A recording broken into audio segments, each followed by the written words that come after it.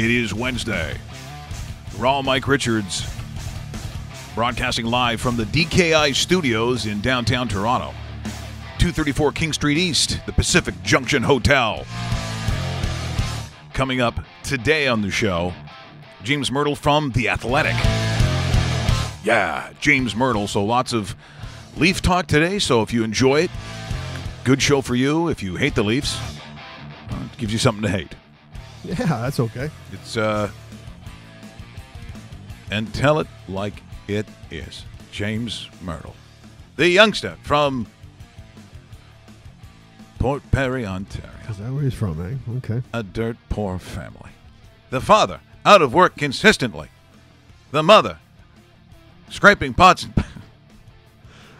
But it's turning into a success story, right, Howard? Yeah, Come on, make it work. James is going, that's not true.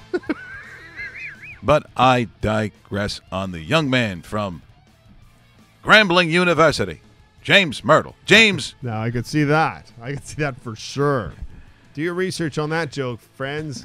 Do your research. James LaMichael Myrtle.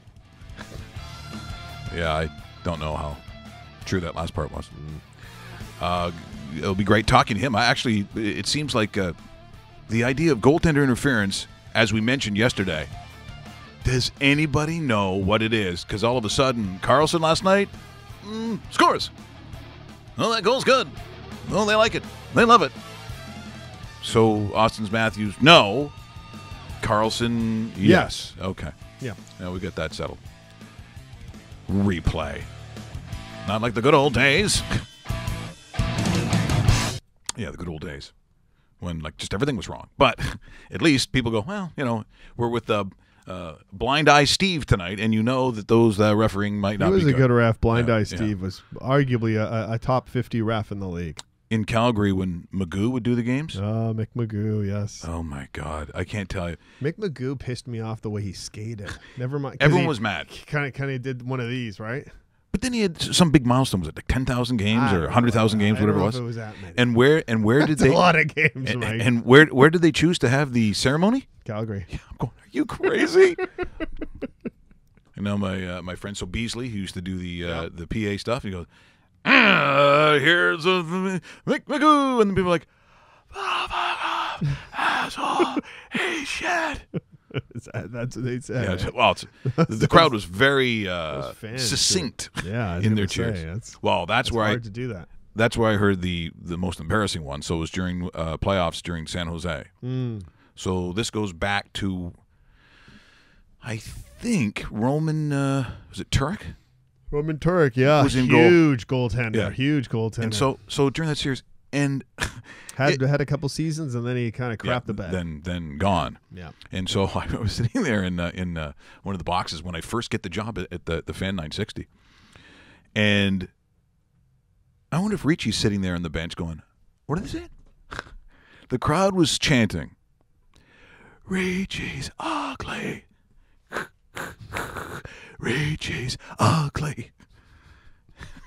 I'm thinking, is he on the bench looking at his teammates going, are they? Yeah. Does that me? Or? They're saying they're ugly. Mm-hmm. In one of the local newspapers, he was voted one of the most eligible bachelors in that region. Wow. Yeah. That's dry. You know, I think if you're Geddy Lee, you're going, I got to move down there. That'd be a great place to go. Yeah, I don't see that part. Also coming up today, I said we'll talk a little bit about the goalie interference, and I'll give you an example of something like in American high school, I think, like an ASU game, or high school age anyway. The contact with goaltenders. I think if you're not a goalie, it must seem like sacking a quarterback that doesn't see you coming. Maybe that's the gift. What is your take on that kind of thing? Also, we'll take a look at some of the Super Bowl lines. I think it's 5. I don't think it's moved since that time. No. But here's the thing about Super Bowl numbers. If you're waiting, the 2 weeks in between, 2 weeks sucks. 2 weeks is terrible. It really is. It's bad for the momentum of it. I don't think it doesn't really make sometimes for a great game, but I get, you've beaten the hell of each other on the frozen tundra for the last little while. If you can heal a little bit, but I think if you're on your roll, sometimes I wonder if it hurts the team that is the hotter of the two teams. So if you're trying to gauge who's the hotter of the two teams, if you're looking at trends, who is hotter, the Patriots or the Eagles? And in this instance, does hotter mean that you're starting to lean towards a team that maybe, because quite frankly, the Eagles right now in comparison, that's why you have a -5. You still have a lot of people thinking that the Patriots are winning this football game. Yep. But are they the hotter of the two teams? I think the team that's on the roll is Philadelphia. But does that mean anything going into a 2-week layoff where you're going to play a team that literally goes, the end of January, beginning of February. I guess we're in the Super Bowl again? Yeah, we're all there? Okay, good. And Gronk is cleared. Yeah, I'm glad. Because guess what? I want to see the best guys on the field. You know, if you really want a gauge of a good championship, I don't want one that necessarily, is you're having a Super Bowl party or you're going to the Super Bowl just because that's what you do. Give me a game. Because I'll be honest, there have been a lot of years, Dave, where that championship sucks. Boring. Terrible, slow. So if you're going to give me all the best players, and by the way, I know a lot of people don't feel this way, indoors where the track is great, the conditions are perfect, it should lead to, I'm hoping, a pretty good game. But you're still leaning Patriots, correct? I am.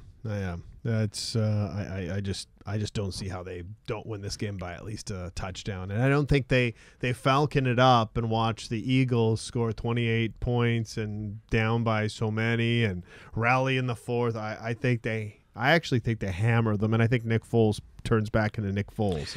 Is Edelman no. That's not happening. No. Boy, that's going to be tough being on the sidelines. Yep. Amendola's going to be a little healthier, which is good. Yep. Because at some point, this is why I think Tom is unbelievable. Who do you got out there? Bill Belichick says I have Russell Graham. Graham. Is that how you say it? Graham? Yeah. That's fair. We're on to Russell. We're moving on with Russell. And Tom goes, fine, whatever. Whatever. I honestly think, seriously, if Russell Graham had to go in and he's going to play, I'm going to say slot. Mm-hmm. It's going to be a slot role. Does Tom Brady in a game, could he complete it to Russell? Could he get a pass to Russell Graham in an NFL game? Let's say it's preseason. Whoa. Preseason. And they have a raffle, and they say... Like preseason fourth quarter, you're thinking? Yeah. Does Russell Graham catch a ball? Yeah, I think it's a dump. I think he gets one. I think it's Graham out of the backfield, kind of scoots off left in motion and little dump. Boom. 4-yard pass. Yeah. And then he takes a punishment by some guy from Grambling who's on a free agent contract that wants to make his mark. Or the one-year guy at Alabama or LSU whose kneecaps come up to about his eyes. I can tell you a real story of something similar. My buddy Jeff Lumby for years was the morning guy at Y95 in Hamilton. Yep. And one year he was invited to the Ticats training camp. That's pretty cool. And so he was going to go out there to get like one ball exactly like that. Mm-hmm. And so there's this other, big black guy's in there, and he's taping his hands up. He says, "So you had morning DJ?" And Jeff goes, "Yeah, that's right. It's cool. So you're gonna go out there and you're gonna get into a play?" He goes, "Yeah, I'm gonna get out in some play or something." He goes, "Yeah, that's cool. If I see you, I ain't kill you." So he can't find it now. And he's not much bigger than Russell. I can tell you that. He's not. And I've never met him, but I've heard good things. The quarterback gets out there. I don't know which guy it would have been, and they give him that kind of pass. Yeah. And Jeff catches it. Yeah. Because it's hard to see him. He's Sure. down there.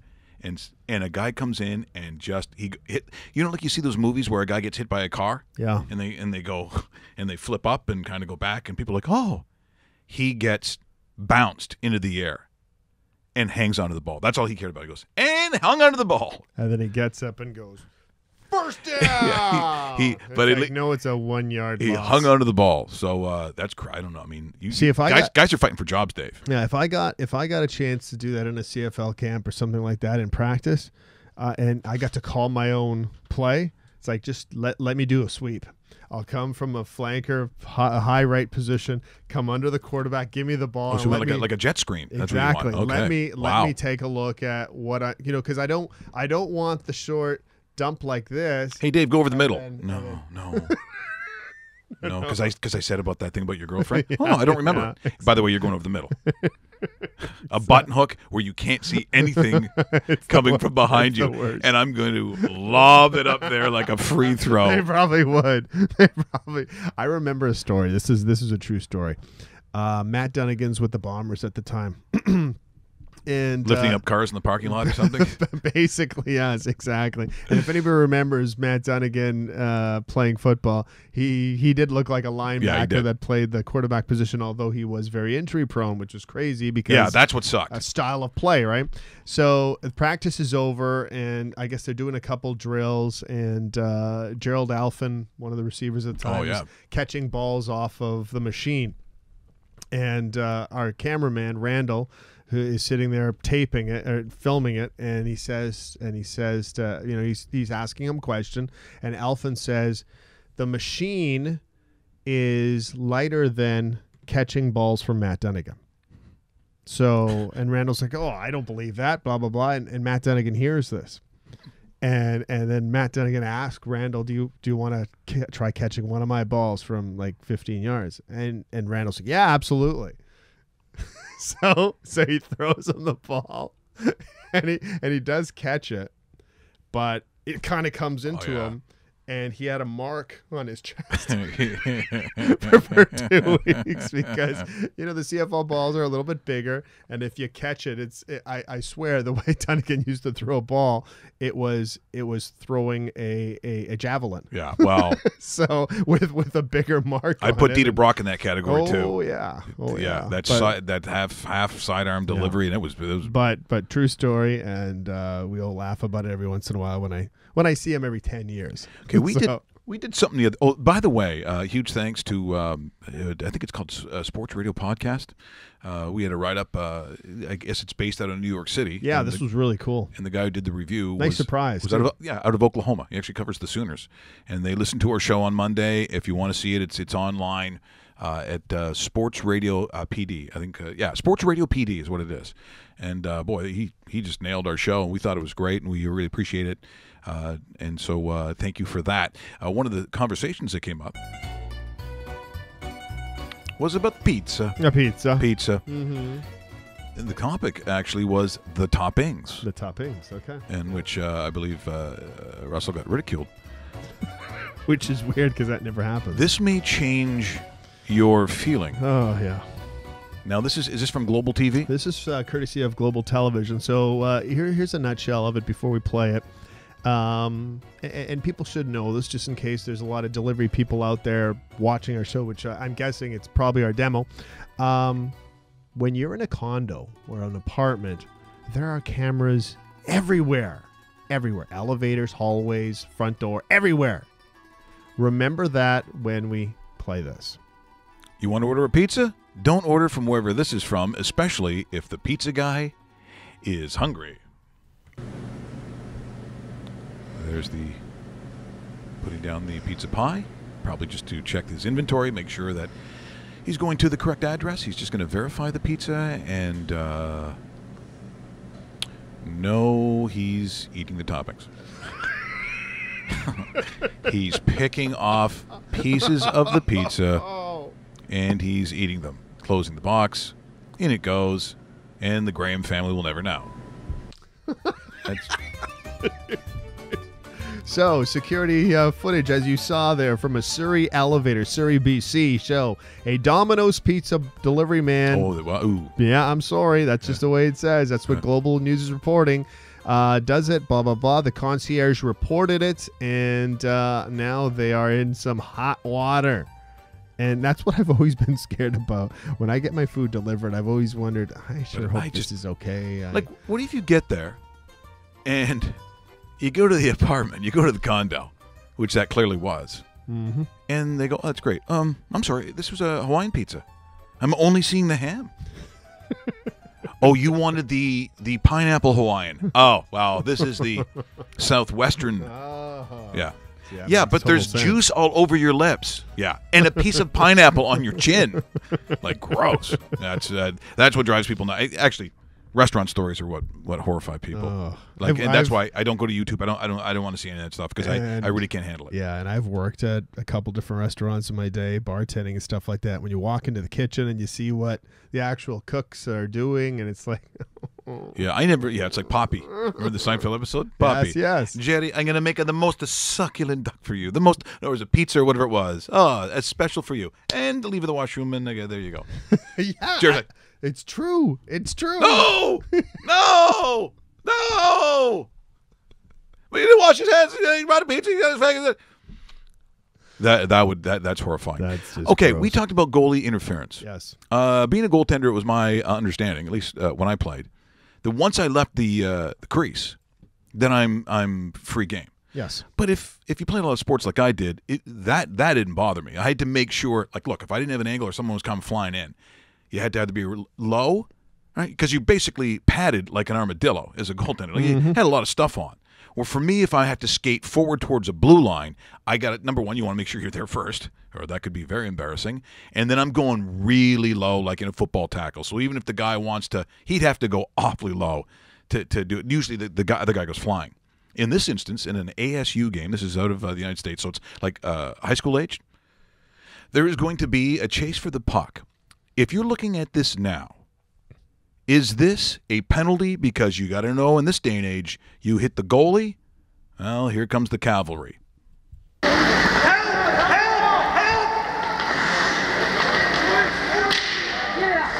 shoot it down. No, there's a race for it. A race. Oh. Well, they're going at it. There's something going on. They don't like it.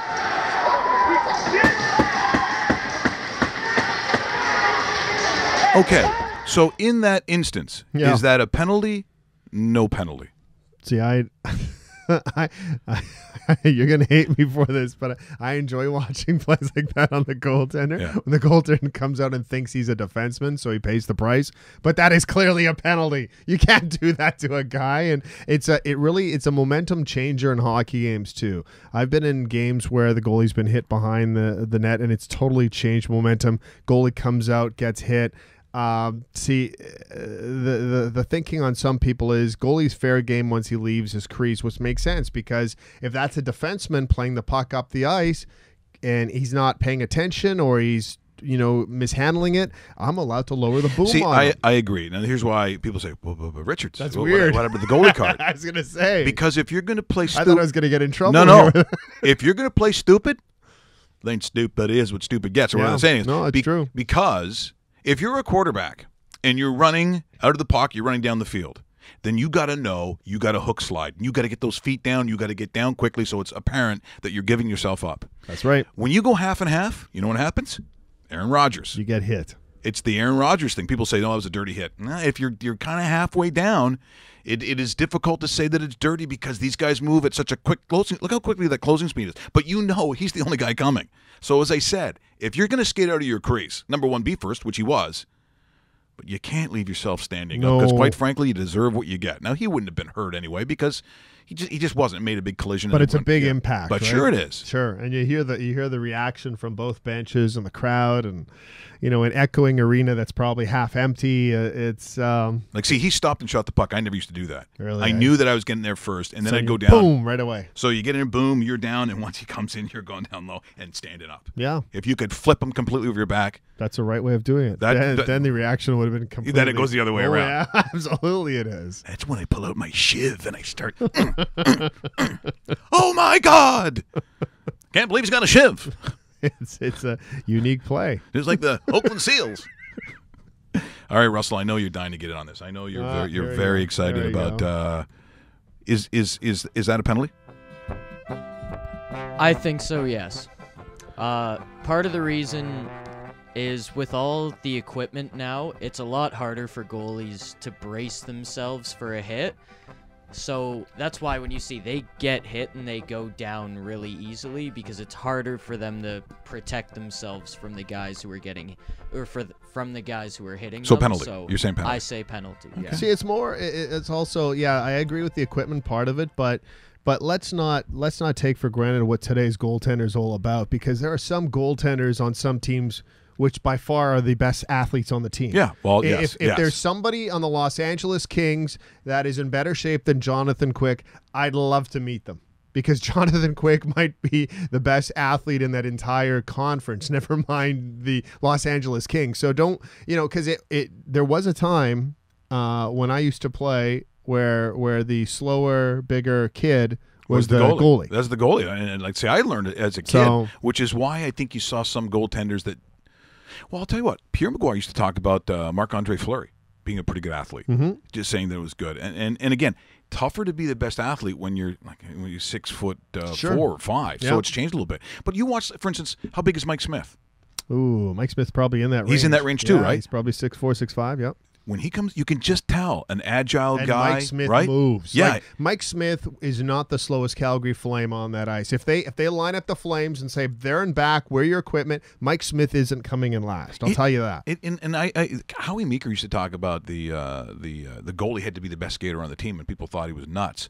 And I know we'd go to certain, like when you go to hockey camp and play in the summer, you have to shoot the duck. Yep. Well, I would shoot the duck with the pads on, just because it's balance and all those other things. Because let's face it. The confidence that the guys in front of you are going to have playing hockey, and Coach Frank, you can jump in if you want, but the confidence comes from a guy being really physically competent behind you. And most goalies are now. You don't find a lot of guys who are a little sluggish or whatever. It's like there's a certain body frame, there was a type, and there's a certain ability, and they all seem to have it. To me, it's all about whether they stay healthy or not. Mike Smith, 6'4", 220. Yeah, and he moves around in there. And I think he when he was a kid, when he came in, he was under Marty Turco. Yep. So Turco really did. If you look, there are sometimes in style, you can see a little bit of that influence. And see, that's what I love about that protocol in professional sport. And this is what you see more in hockey than you do anything else, because in hockey, you're still the incumbent, right? The veteran guy, and then it filters down.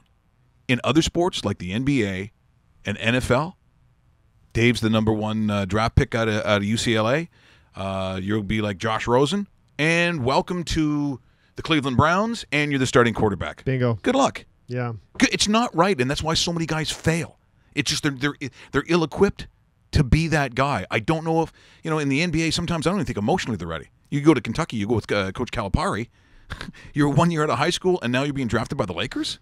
And we wonder why then, when they go over to Japan, that they're stealing shoes. Like, it's just, there is a maturity thing, both physically and mentally, I think, that doesn't happen.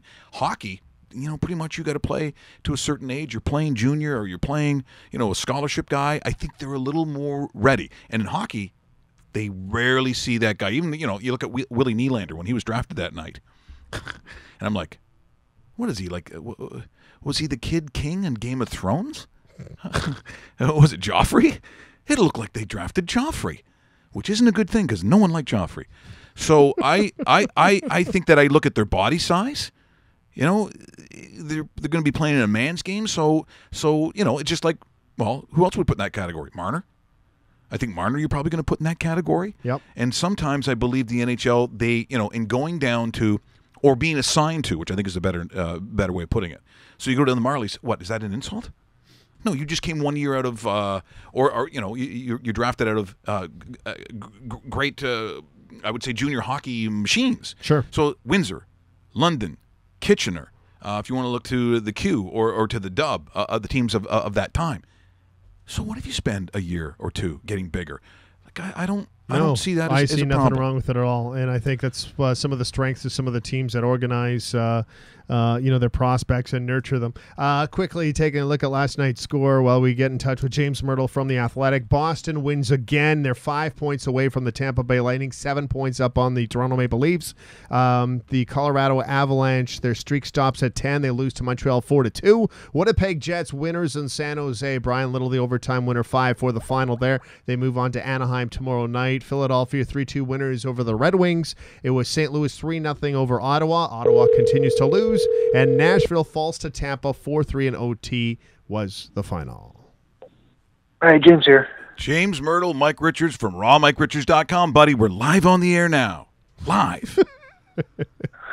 All right, sounds good, Mike. All right. Hey, great to have you on the show from The Athletic, which I think is a really interesting project. We've seen how it's grown, and quite honestly, in your industry where you have a lot of and did have a lot of great guys in print. I mean, it's just the way of that world. And I got to ask, before we get into some of the details, in this coming up for you, and now you're the editor-in-chief, whose idea was it first, and is it just basically out of necessity for guys losing all those jobs in print? Tell us about the beginning of this. Yeah, it was the idea of two young guys out in California in Silicon Valley. They decided to get some venture capital and create a startup company. And when they started the company, they're 36 and 28 years old. But they were able to raise a little bit of money through Y Combinator, which is a startup organization. And they started in Chicago. They hired 3 sports writers that had been laid off by ESPN, and they started trying to get people to sign up. And Chicago did well enough that they were able to expand to other markets. Toronto was their second market. They headhunted me. They came into Toronto and said, "What do you think of this idea? Here's the app. Here's the idea. Do you think this would work? And would you want to be a part of it? Would you want to lead it?" And I did. So that was kind of the genesis of it. And I think that what it stems from is just a really, really good idea, and a good idea to generate revenue from sports writing, which is something that the newspapers have had a really, really hard time doing up until now.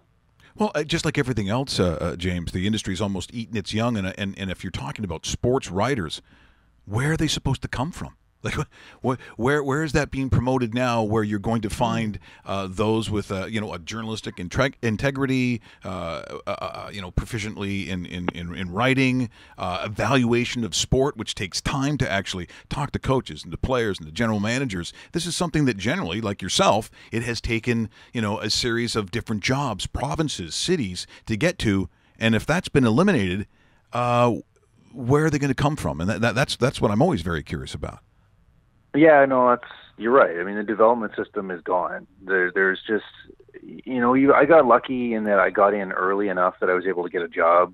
But even when I got in, it was getting dicey. I did grad school at Ryerson I finished in 2005. Fortunately, I got hired by the Globe right away, and I worked my way up from there. But I was in the sports section at the Globe for almost 12 years, and I was the youngest guy almost the entire time I was there. And by the end, I had a mortgage and a kid, and I was married, and I wasn't young anymore, and I was still the youngest guy in the sports section. And, what I saw at the Globe and Mail was the sports section kept getting smaller and smaller and smaller in terms of the staff we had, in terms of the number of pages we had. And that's happening all over the country, and that's happening all over North America. And, not only are newspapers hit hard by the economics of the industry, the sports sections are hit even harder, as they're not really viewed as, aside from in the Toronto Sun, they're not really viewed as integral to the paper. So, at the Globe and at the Post, and to a lesser extent at the Star, they really cut very heavily from the sports sections. And you're right, there was nowhere for a young sports writer to get hired for a long period of time there. We're in conversation with James Myrtle here on rawmike.richards.com. He, of course, editor-in-chief of The Athletic here in Toronto. Now, looking at the Maple Leafs, and maybe, to start the conversation, based on my background and probably yours, going back to the Gardens days, going back to Harold Ballard, looking at some of the challenges when they moved to the ACC and ownership and what they have probably done over all those years until it gets to sort of the Shanna plan. And so I looked at what they did in terms of that blueprint, and I was hard-pressed to find really any real flaws in it. And I think for the first couple of years, I looked at how they achieved and what they got, and I had to give them full marks. I haven't seen a lot, especially in Toronto, a lot of franchises who not only blew it up, but they stripped it down to the wood. I mean, there was no one that was safe when they were cleaning house, and I think it was the right thing to do, and I think they are reaping some of those rewards of it. But when I look at this stage now, this is a more difficult time, which we knew. You get 2-3 years into it, you have a lot of young players. If you're looking at the Maple Leafs right now as sort of the entire model, what is the biggest challenge you think they have in front of them right now as of today? The big challenge is going to get to that next step where, right now they're kind of a middling team. I think they're 16th in the league right now in terms of their record. the big challenge is getting up into that next tier and being a team that's going to be able to compete, year after year, and doing it when the salary cap becomes a bigger factor. I mean, it looks like they're going to lose James Van Riemsdyk and Tyler Bozak and Leo Komarov. So you're going to be subtracting talent in the off season. How do you get better? How do you get better when you subtract talent? Is bringing in the young guys from the Marlies, the best team in the American Hockey League, is that going to be enough? Do they have to go outside and sign more players? And I look at their salary cap situation, and it looks fine. It's fine this year. It's going to be okay next year. But when Austin Matthews is making $11 or $12 million on his next deal, and Mitch Marner and William Nylander all get paid, the Leafs are going to have some tough decisions, and they're going to have to be careful that they don't end up like Edmonton, or they don't end up like, even you look at Chicago and Pittsburgh struggling this year. It's really hard to not only to stay on top, but to get there in the first place. And if the Leafs make some missteps here in deciding who they're going to put on their cap, they might not ever get to the top. James, great talking to you this morning. Thanks for joining us. You mentioned JVR, Komarov, Bozak. I totally agree about them not being around. My only question for you about those three, considering their contract situations, do the Leafs dump any of these players before the trade deadline, considering that if they keep them for a drive or a little bit of a drive in this postseason, which they're hoping to do something. I don't know if they're hoping to make a major mark, but if they do keep them, they will lose them for nothing in the offseason. There's a little bit of a fine line between, manufacturing assets in return for what they actually have and losing them outright for nothing. Where do you think they stand on those three players in particular? I'm pretty sure they're going to keep them all and just kind of let it ride. And then, there's been that term that's been going around, own rentals. And, basically what that means is instead of getting a rental player at the trade deadline, you just keep the guys that are your rental players. So, it certainly sounds like that's what they're going to do. Should they do that? It depends what you think their chances are. I mean, if you think that they're still a young team and they're not going to be able to beat, their division's not very good, but at the top it's really good. So it looks like in the playoffs, at least you're going to have to go through Boston in round one and then Tampa in round two. And with the way they've played the last, I would say, month and a half or 2 months, I think that that's going to be awfully tough for Toronto to go on much of a run. So, maybe they should look at moving those guys. Maybe they should see what assets they can get return. And I don't think you're going to get a ton for Leo Komarov or Tyler Bozak, but you might potentially get a lot for JVR. So agreed. You can argue that maybe that's something that they should do because the team's just not ready yet, and they should, save their bullets for when they are. Yeah, because in the likes of a JVR, if JVR, goes to a team, and let's just throw out a hypothetical team like the Winnipeg Jets or the St. Louis Blues or the Nashville Predators, a team like that are actually competing for not only a division win, but like almost a conference team. You trade them to the other side, you're going to get some valuable pieces that this team is going to use in the future. And a JVR, I don't know, does he command a first-round pick from somebody? I think the question's out there for somebody of that stature. It's a 30-goal guy that sits in front of the net and can play the power play.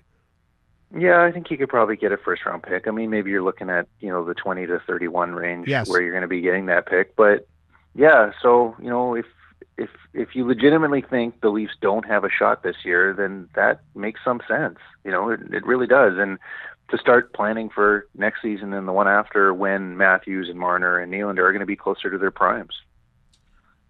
We're in conversation with James Myrtle here on rawmicrichards.com, those watching live as well on the dedicated YouTube channel. And James, looking at some of the, look, every coach, and I don't know how many coaches you've been through in covering the Leafs, probably quite a few, but I'm taking a look at Coach Babcock and sort of the way in which he carries himself. There's always tendencies about where in a post-game conference, for instance, on what really the coach speak kind of is. But I will say that sometimes it becomes obvious on certain players who have gained favor under sort of his tutelage. If you're looking at those kinds of players, I don't know what the expectation for a Hainsey was, for instance, but I think he's probably played himself into favor with the coach. I think Kadri also has too, even though people want to talk about maybe not scoring a whole bunch of goals. But I figure if you get 20 and change from Kadri with the role he plays, I think he's also played his way into favor with Coach Mike Babcock. Yeah, no, I think that's true. You're right. You can see who it's. I think with Babcock, it's more about who he trusts. He trusts Zach Hyman. He trusts Connor Brown. He trusts Leo Komarov. He trusts, and with some of the younger guys, that trust isn't there. So that's why you see Mitch Marner on the fourth line the last couple of games. That's why you see, Connor Carrick in the press box a lot. And that was something that when Mike Babcock was in Detroit, it was talked about quite a bit. I know by the fan base and a little bit by the media there, is that, he tended to favor the gritty veteran players, the Dan Clearys and those kind of guys, and that sometimes the skilled young players had a harder time breaking through under Mike Babcock. So it's interesting now that he's got a skilled young team for the most part, and it seems like he leans more to some of the grittier veterans. That's going to be interesting to watch how that plays out and how the players develop in that system. How Marner and Nylander evolve and get better. And, it's an interesting marriage because Mike Babcock didn't have the really, really high-end young talent that he has here in Detroit. So we're learning how he's going to deal with that. We're in conversation with James Myrtle. He's the editor-in-chief and columnist, by the way, with The Athletic, joining us on the program. Line juggling, it's happened a lot. One thing I do like personally is to see Leo Komarov and Nazem Kadri separated. When you see that line combination, and we don't know, James, how long this will last, but when you see a Marleau, Kadri, Marner, it's almost the emphasis Mike Babcock has put on Nazem Kadri now is, okay, I want to see more offensive production from it, and when he has those kind of line mates around him, it really gives him another weapon as far as that 1A to that Matthews line up front, doesn't it? Yeah, and they need that too. The Leafs have been one of the lower scoring teams in the league the last 2 months, and part of the problem is that Kadri hasn't been generating anything, and I think part of the problem there is that Leo Komarov hasn't been generating anything, and it's tough in the NHL if you're a centerman and one of your wingers isn't scoring and can't produce. So, Kadri's got 2 points in his last 20 games. I would agree with, you guys in general that Kadri's production has been okay, but, he was really, really hot at the beginning of the year. He's been ice cold the last 6 weeks, and they need to get him going. You can't just be a one-line team or a 1.5-line team with the Bozak line sometimes going and sometimes not.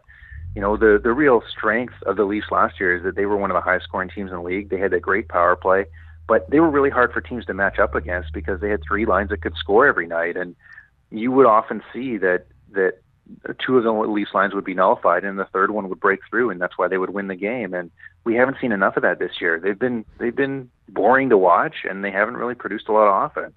No, they certainly haven't. When you look at the Atlantic Division as a whole, it's the Boston Bruins and the play, especially in the last 15, 20 games, has been unreal. If we're crystal balling it, and we're talking here in early April, have the Bruins surpassed the Tampa Bay Lightning for first place in that division? Do you see them overtaking Tampa in this last 2 months of the year?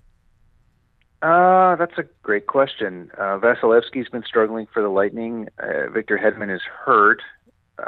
So there are definitely some, I guess you'd call them red flags with Tampa where, maybe they're not going to be able to keep up the pace that they're on.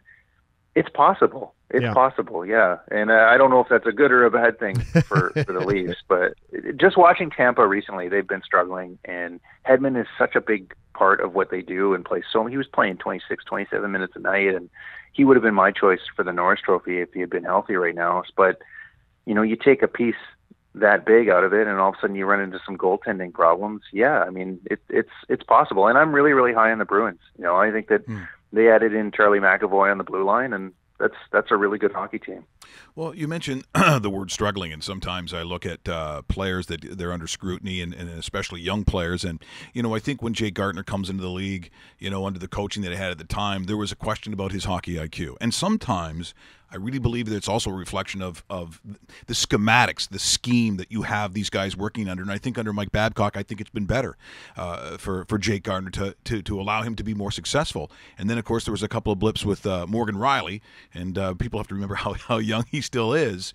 Do you think that there's also a patience in terms of the mentoring of learning a coach's system, in which I think that these players can be more successful within it, and yet I know at times there's still eye-rolling, questioning at times, even a hockey IQ of Jake Gardner, that maybe he hasn't escaped that? Yeah, Gardner hasn't had the greatest year, and he's had to step up here with Morgan Riley out. So it's interesting. You look at Jake Gardner's career; he comes in under Ron Wilson. Ron Wilson was kind of a smaller, high-risk offensive defenseman when he played, and there was kind of like a kinship there where Ron Wilson really, really liked Jake Gardner. He was very excited to have him when he first came in. I remember his rookie season, played him in all kinds of minutes. But then Ron Wilson got fired and Randy Carlyle came in, and Randy Carlyle really didn't have any use for Jake Gardner and was really trying to change the kind of player he was. Now we're back again to a different coach. Now, all three of these guys were defensemen when they played. And Mike Babcock, he likes Jake Gardner, but he said the other day before the game, he said, sometimes you don't know what he's going to do. And that's having a trust in a player like that that's kind of a wild card sometimes, like Jake Gardner is. I think that's really hard for a coach to get to. It was certainly very hard for Randy Carlyle to ever get there with that trust for Jake Gardner. But, I think he's kind of, in a lot of ways, a new age defenseman just with the way he handles the puck and the way he skates. And I think that level of unpredictability, I think that makes him hard for the other teams to know what Jake Gardner is going to do. And, you see it sometimes. You saw it in that Ottawa game, that play he made through the middle of the ice and set up. I can't remember who scored the goal. Set up one of the goals. I mean, it's just he can make things happen with the puck and with his feet that other defensemen can't. And that good that Jake Gardner brings, I think, outweighs the bad a lot of nights. James, it was awesome talking to you. Before we say goodbye, where could people subscribe to The Athletic? How can they get a subscription? Maybe tell us more if there's any promotions or anything like that going on, because I know you're so active on social media. We see a lot of different things, and you guys are doing so many good things, especially in the hockey community of Toronto, and onward and upward with you guys, and we're wishing you nothing but the best. But for people that are listening today and then haven't jumped on The Athletic, and they should, where can they best subscribe to you, and how can they do it?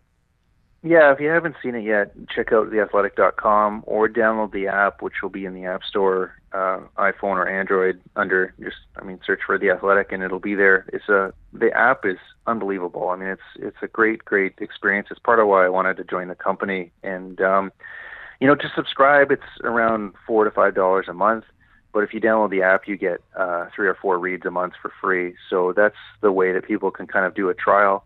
If you're interested in signing up, I'm happy to give people a discount. They can just contact me on Twitter by, looking me up and sending me a tweet and saying, I heard about the discount, I want to sign up. So, well, James, it's been great having you on the show. It's been way too long since I've talked to you, but part of that, not my fault. A lot of that, not on my end. So, just so you know, this sexy studio, we're in a bar, James. There's a bar. There's booze here if you want. So if you ever want to come down to the studio, it's a bit early, Mike. Oh, Nick's not early. Not early. I know the life of journalists.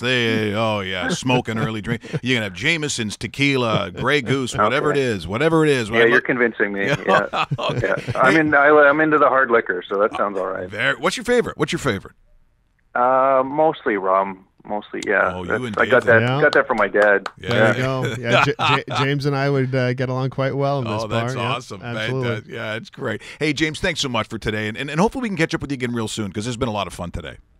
Okay. Yeah, thanks, guys. Thanks for having me on. Thanks, James. That is James Myrtle joining us here today on Ron Mike Richards, the editor-in-chief and columnist with The Athletic TO, as you probably know, but if you're not aware, as he said, it started in the West Coast, goes to Chicago. Big-time success story for those guys, too, and they are making their mark. It's almost a go-to for anybody that is like the die-hard, and there are a billion diehards out there. If you want the generic story, there's one place or two places you could go. If you want the inside researched, just there's a lot of great things happening at The Athletic, and so good to talk to the guy that's been instrumental in a lot of it happening.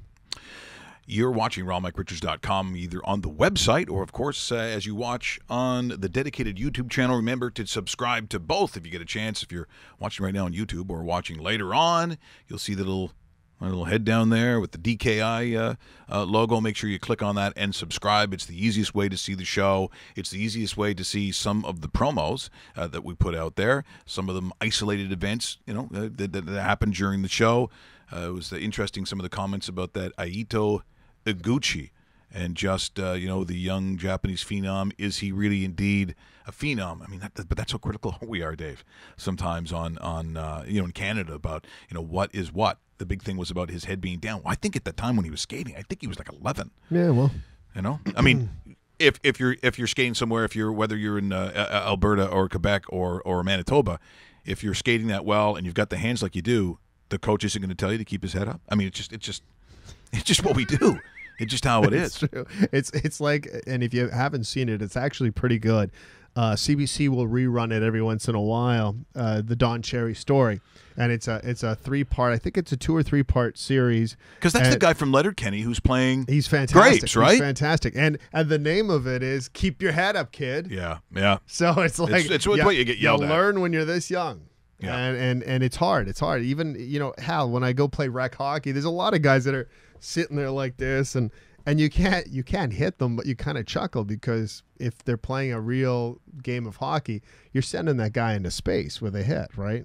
What guy? Well, Do you think does that?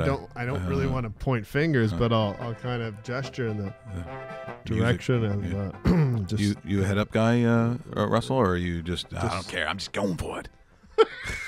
Definitely not as much as I should Yeah, be, yeah. but Because sometimes that ring gets cut up and it's tough to shoot that way. It Yeah. Poor Russell. But okay, Russell, when you're playing rec hockey, am I right? There's a lot of people buried head into the ice. a ton of people in my intramural. league Yeah, are yeah, head-down and they're people. they're guys in their teens and early 20s, and I mean, it's habit wise. I get caught with it too. Sometimes you're down, and it's like, man, if I'm playing any sort of hockey that I used to play, I'm getting annihilated. Yeah. Well, and look, when we talk about goalie interference and stuff like that, it just it goes back. I'm telling you, to me, it's always about awareness. And here's another tweet from our good friend in Columbus, Ohio. Tell us. And Kevin Kilpatrick, great to always have the conversation with him. He's a super guy with his family down there. And he was pretty angry, that whole Carlson thing from last night, going back to the Austin Matthews, the inconsistency of the call itself. And Kevin says, all I'm hearing about goalie interference is that everyone wants perfection, or we all want perfection, but it is unattainable. He said, sure, perfection is unattainable. I say we don't want perfection. We want consistency. And to me, Kevin, you're bang on. And that goes for refereeing in every sport, because if there's not consistency, and I think like I said, they're going through the same thing at times in the NFL. But for instance, the rule changes just after the lockout, Dave, where all of a sudden, where they get rid of obstruction, where you see all of a sudden a smaller player able to maneuver and less, how would you put it, shenanigans in front of the net. But it also put an onus on defensemen what they could and could not do. Now, I don't know if you played during the day. Well, you must have. Where a defenseman could just take like a lacrosse stick and hammer you in the back. That was the worst. Now, big guys Sitting in front of a net, you kind of paid the price. Well, in talking to Robin Regier all those years ago when he was playing in Calgary. Cool. There's a guy that really delivered the boom. Well, too. Reggie goes, I don't know what to do now. He literally said, I'm unsure when we come back what the penalty is. Or as he said in his voice that he hated when I make him sound like this, I'm not sure what to do. Okay, well, he goes, I don't talk like that. I go, yes, you do. You completely talk like that. So to me, it's consistency. And look, can you tell me that there's consistent officiating in football? No. Oh, and I don't care what league. And I don't care what league you're talking about. If you want to talk about CFL, if you want to talk about NCAA and NFL, and I think the replay, to a degree, there's a part of it that you can't lose it now. You're not going to go back because there's certain recall. I think you need to get a play right. I get that part. But now about for instance, listen to Tony Romo. When they do the super slow motion replay, because he just talks like a player and like a guy. He's not a polished necessarily broadcaster, so he says things like he would honestly if he was probably sitting in his living room. So there's a pass, and they're gonna look at it again. And he goes, "Oh, I don't know. Wait a minute. Oh, but did the ball?" Like he's making all those noises, and I'm laughing. I think I like it. I don't know people out there. Do you like him? I like Tony Romo. I'm a big Tony Romo guy. I like Tony. And I wasn't a Tony Romo as a player fan. Like I like the color. Yeah, I made fun of Tony Romo quite a bit when he played for the Dallas Cowboys. Maybe that's one of the reasons why. But no, as a color analyst for NFL games, and he's in that prime slot too. I love it. I think he's very good at what he does. Rusty, you like him? Because I think he does a good job. I think it's entertaining. Yeah, and he's informative. He's my favorite color analyst in football. I'm a big Chris Collinsworth fan too, though. But you're right; those two. Yeah, he's good too. Chris Collinsworth and his son's good too. and he sounds like him too. Oh my God, it's a mini me. It's completely mini me to the nth degree. Speaking of things that Russell likes, I got to be honest. Okay. We just saw the incident with the pizza. Yeah. So maybe we don't order in. Okay. But I went out with him the other night to his favorite restaurant. That's what he said. Let's go to my favorite restaurant. Okay. I had a camera with me, so I don't want to say anything, but here's Russell Graham's favorite place to eat. Yeah,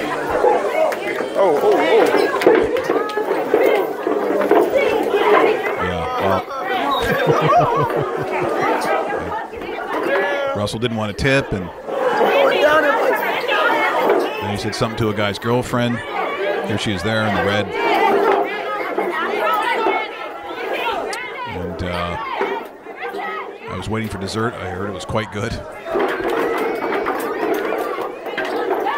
I think, is that Russell there? Yeah, he threw a kick. Oh, now they're throwing chairs. But I got to tell you, the Ryan Ginger was excellent there. Oh, was it? That's nice. I think that was Russell there throwing the table. This totally doesn't seem like Russell. I always love during these things. I could see him liking this restaurant, but maybe not this style of participation. The girls who just scream.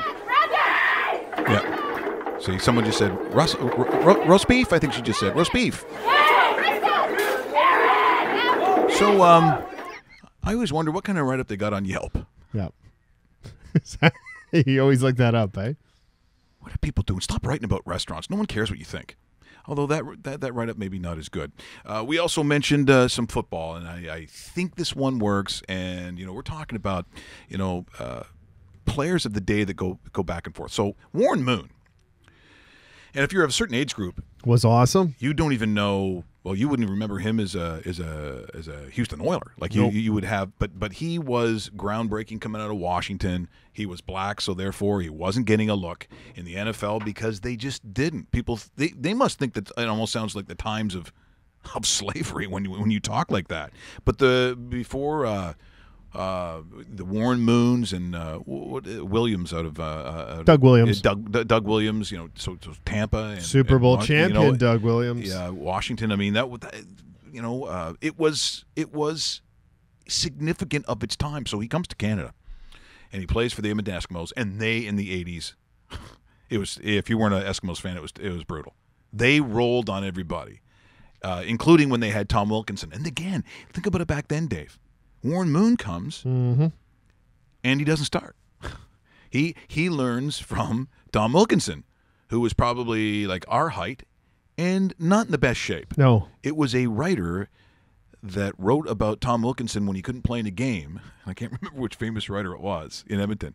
He can't play because he pulled his fat. Which is not a very kind thing to say. But in looking at this clip, this is, I believe, was at 1983.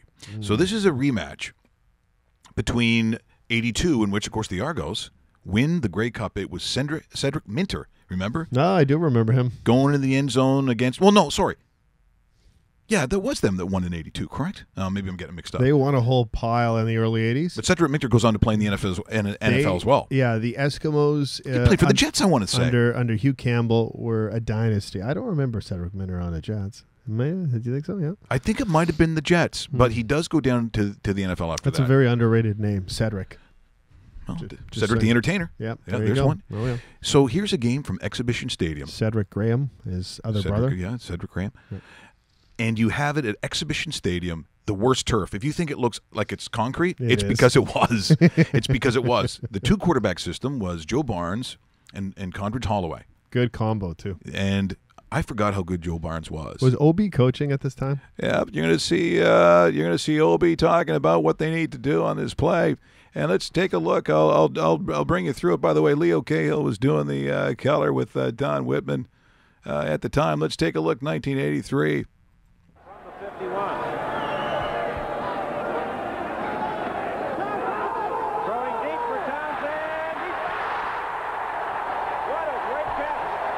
Listen to the crowd in Toronto of the day at Exhibition Stadium. This is probably, seriously, a Sunday afternoon. This is Terry Greer. This is, as I said, Cedric Minter. What you see is Joe Barnes audible here and brought that slot back across. He read that blitz coming, and Durden's got to be wondering what's going on. A one-handed catch by Greer, and this is a great catch by Townsend. He just reaches out. Durden had good coverage on him, but boy, I'll tell you, it's hard to stop. You see the blitz at the top. Old Exhibition Stadium. And there you see the what was called the addition for, you got it, the Toronto Blue Jays at the time. And he looks to me to be one of the real stars of the future. Well, we talked about the great speed of this young man a few weeks ago. Out of Boston College. And he certainly displayed it in getting out to grab that ball. Here's Cedric Minter. Oh, his hubby gone. What are you talking about, a flag? That was a great executed play that I came up with. Cedric, what a weird name. Maybe I'll sit him. Thinks he's so good.